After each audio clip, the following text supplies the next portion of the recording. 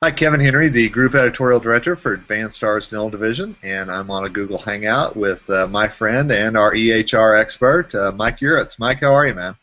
Oh, real good, Kevin. Nice to hear from you. Nice to hear from you as well. And just as a reminder, Mike does a great site, dentalsoftwareadvisor.com, and you'll see a link to it above this video and to a podcast that Mike recently did about a smoke and mirrors strategy that some dental software vendors might be using.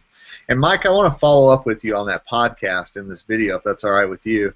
Why did you do this with the smoke and mirror strategy using the federal EHR incentive program and the meaningful use to help sell software? I know that that's a huge problem. Can you kind of explain what the problems are there?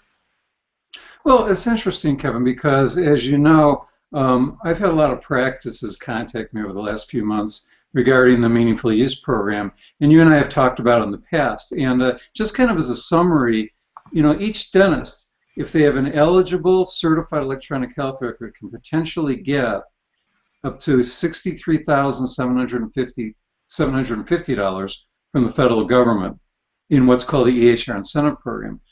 So given that, what's been happening, and I've been hearing from a lot of practices, a lot of dental software salespeople have been going to them saying, hey, you know what?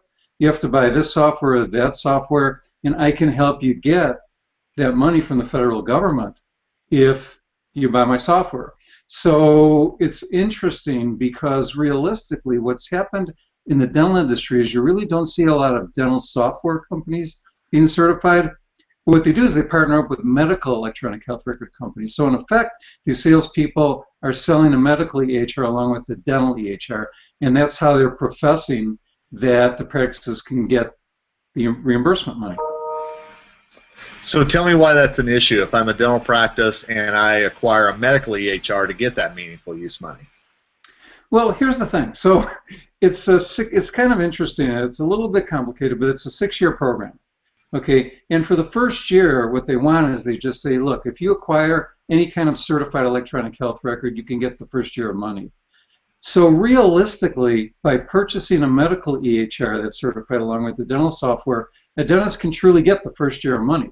But that's when it breaks down, because for the second through the 6th year, there are a lot more requirements in terms of how you use the EHR, what kinds of reporting you do. You have to keep track of certain clinical quality measures of your patients.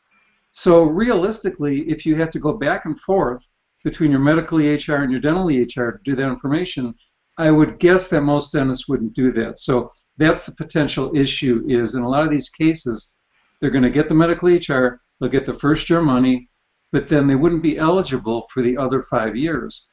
And a lot of times, dentists not knowing this program probably aren't aware that that can happen. It's really a case of you don't know what you don't know. Yeah, exactly.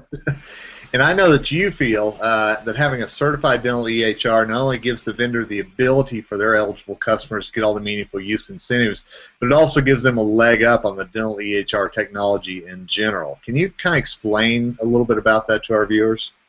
Exactly, and I'm glad you asked about that, because when you talk about electronic health record technology in dentistry, everybody throws in the meaningful use, the incentive program. Well, I'm not eligible, or I am eligible, and that really makes or break an electronic health record decision. But realistically, the criteria that the federal government has set up for electronic health records, really those features and functionality, regardless of the money you can potentially get, are really important. I mean, there's things like electronic prescribing, using decision support in your software, having all kinds of information about your patient available electronically. So realistically, putting the EHR incentive program aside, what I believe truly is that by using some of these criteria in their dental software, a dental software vendor in effect has a leg up on where the whole EHR industry is going. So tell me about the difference between the older and the newer EHR certifications. Aha, that's a little bit of smoke and mirrors again too. Something really important. So this program started, the EHR incentive program started about 3 years or so ago. And so there was a certification for testing. If I'm a dental software vendor or a medical software vendor, I pass a certain test to make my software eligible. Now that was 2011. They recently changed and have new rules now for 2014. So therefore, any certified EHR technology to be eligible for the money needs to be certified under the 2014 rules. So what you see a lot of is practices that get vendors come in and say, hey, I'm certified, get my software, you can get the money. When in reality, they haven't gone for the 2014 certification. So that's one of the questions to ask or check. Are they certified for 2014? Because if they're not, then that might potentially be some problem getting the reimbursement. So I'm going to circle back on the whole smoke and mirrors thing that we've kind of had during this interview. And let's say that I'm a dentist or I'm an office manager and I've got this overly aggressive salesperson coming up to me and touting all the money I can get from these EHR incentives and meaningful use and everything else that they can throw at me. What do I do? Well, the first thing I would say, Kevin, is call me because I love stories like that. I love to write about it. I love to talk about it. Then the second thing I would say is run away. But in lieu of that, realistically, you want to ask questions of the vendor. The first thing is, really, are you eligible for the money? Even if it was a certified EHR technology, are you eligible? And to do that under the Medicaid program, you need to have at least 30% of your encounters under Medicaid. So that's the first thing to check out. The other thing is to really delve into it with your vendor or your vendor salesperson and ask if it's a medical EHR they're partnering with, or truly they've incorporated features and functionality in their dental software. And the thing is, right now, I mean, it's expensive. Okay, I've actually helped some vendors in the past get certified myself, and I can tell you that's an expensive endeavor. You have to add to your software, you have to change it.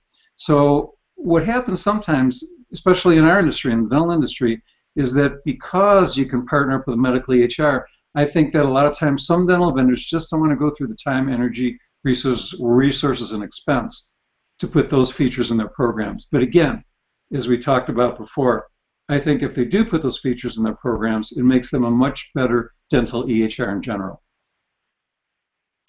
Again, folks, the website to check out so much of Mike's work and his thoughts on EHRs and where they're going, where they've been, dentalsoftwareadvisor.com. And Mike, as always, thanks for your time, and always glad that you're part of the DPR team. Thanks so much, man. Well, thanks a lot, Kevin. Appreciate the interview.